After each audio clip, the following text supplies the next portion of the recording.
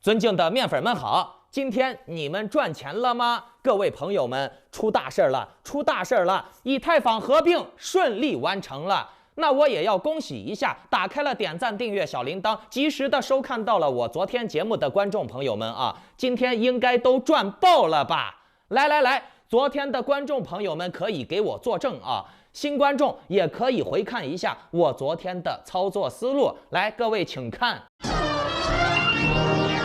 我现在都可以梭哈进去啊，我梭哈进去，我把止损设到10%左右吧。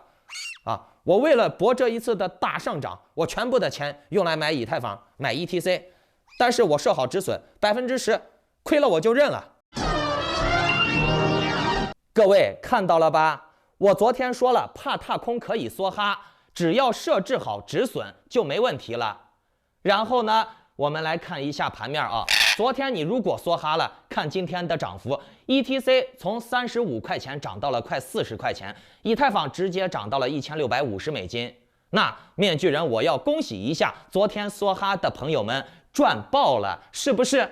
各位有吃到利润的朋友们，就请动动你的金手指，留言打个1，点赞以表示支持，谢谢。我今天会继续的给大家判断行情啊。另外呢，我还想讲讲政治啊，因为我发现了政治对我们的生活的影响越来越严重了。中国这边呢，已经高姿态的支持俄乌战争了啊。各位，我还要接着昨天的一个很重要的话题，讲一下数字人民币的事儿啊。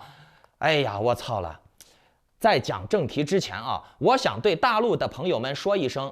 你们的钱马上就要完蛋了，你的钱要归零了，为啥呢？各位想不想知道呢？你的钱为什么会归零啊？想知道，那就仔细的听完今天的节目。OK， 在节目开始之前呢，请检查一下你们是否打开了屏幕下方的点赞、订阅小铃铛，否则呢，错过了面具人的财经讯息、政治风险预警，而导致你没赚到钱，或者是被政府的恶性政策割了韭菜了，可不能怪我啊。那以后我会在每期节目中间随机说一个数字，你们听到了就在留言区回复这个数字，包括你的狐狸钱包地址，也有可能我会忘了说啊，那就是没有数字。哎，我会从答对的人当中直接抽取1名给你转账奖钱。为了公平起见呢，你们的留言有可能会被隐藏啊。那顺便把今天的这个节目转发分享到3个平台以上，截图发送到我的邮箱，就可以抽取这个月的 NFT 大奖了。好，来讲正题啊。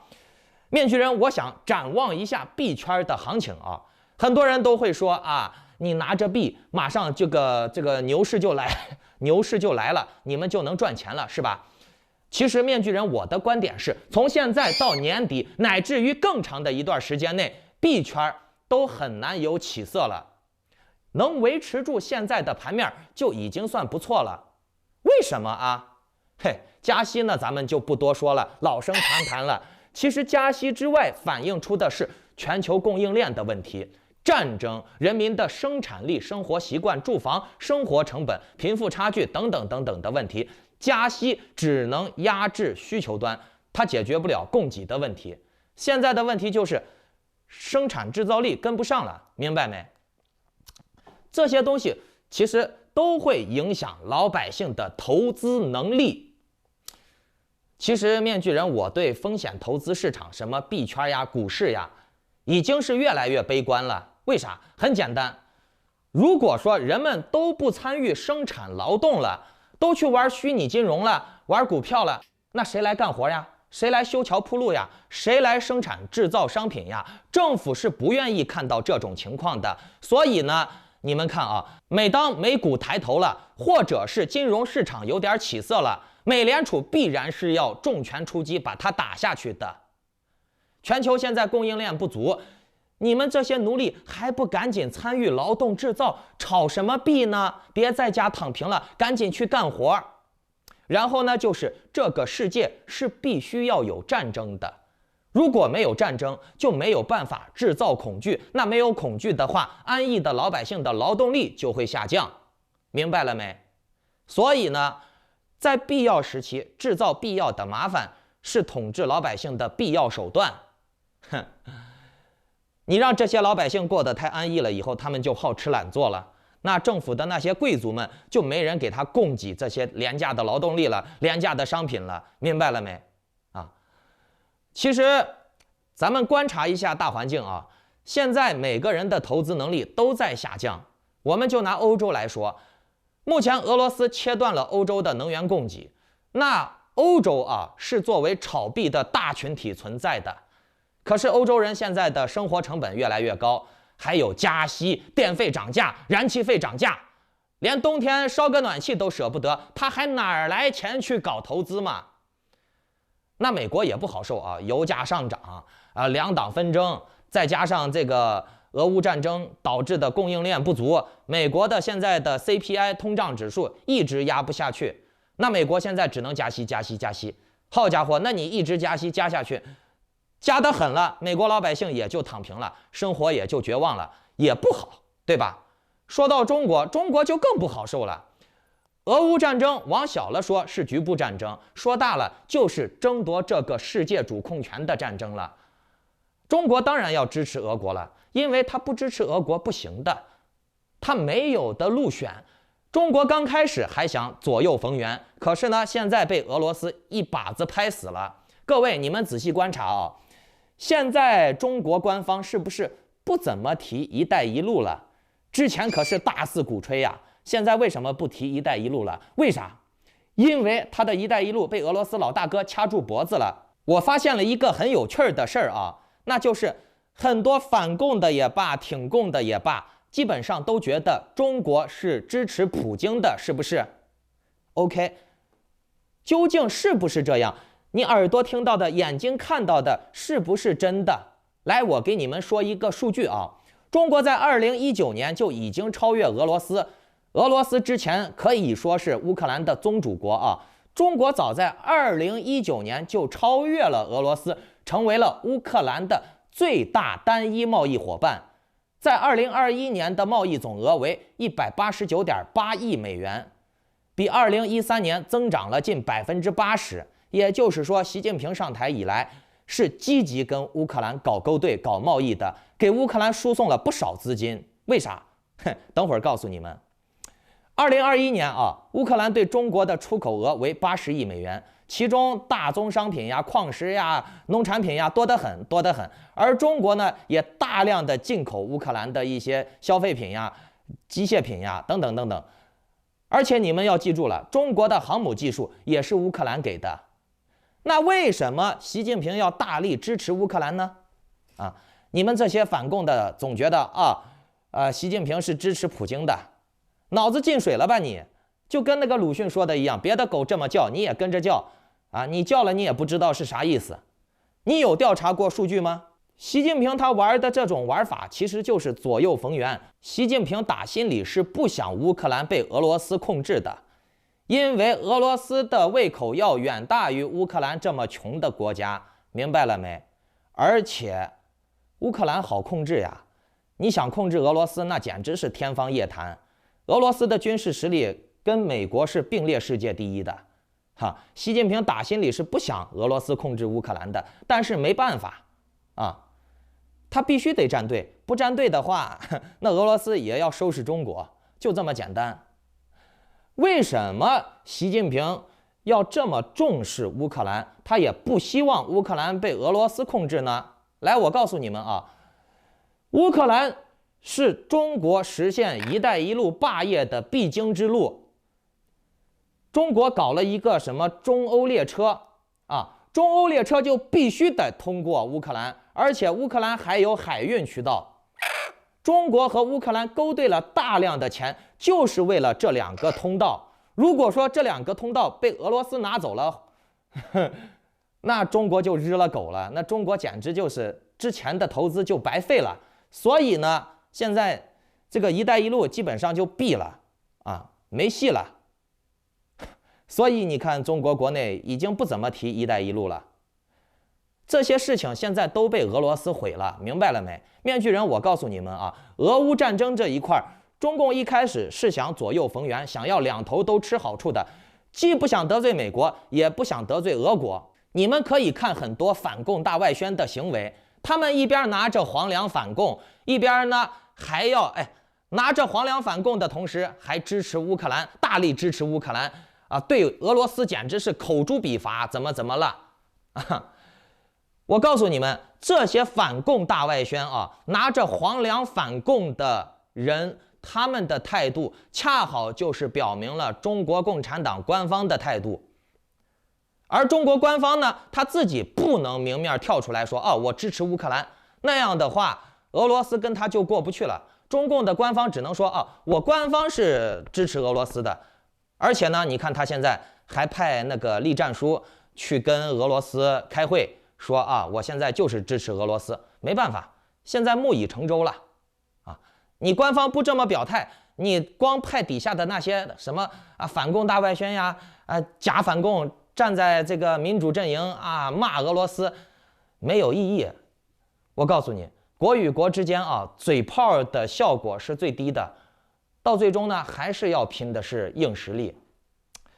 不过无所谓了不管中共加不加入这种战争中共加入嘴炮战是很擅长的，但是加入这种白刃战的话，可能会起到一定的推波助澜的作用。不过无所谓了，你们只用做好最坏的打算，那就是战争可能还会加剧，这个战线可能还会拉长。所以呢，整体的世界的什么能源供应呀、贸易供应呀，不会在短时间内恢复。全世界各个国家的这个通胀还是压不下来，那通胀压不下来，各个国家还会继续再加息，抑制老百姓的消费能力。那老百姓的消费压力越大，那他们的投资能力也就越差，这就是以后的大环境。大环境不会太好的。OK， 我们再来讲第二点那就是你们的财产安全的问题。其实这个问题很重要，也属于政治的范畴。但是呢，今天的篇幅有限这个问题很要命。不过讲政治很浪费时间，很烧脑。我是这样你们可以打开点赞、订阅、小铃铛，我们明天专门开一个专题讲好，把最后的时间留给讲盘面因为很多人都在想，以太坊合并了，好像没有出现什么大的波动那我接下来该怎么操作？买还是不买？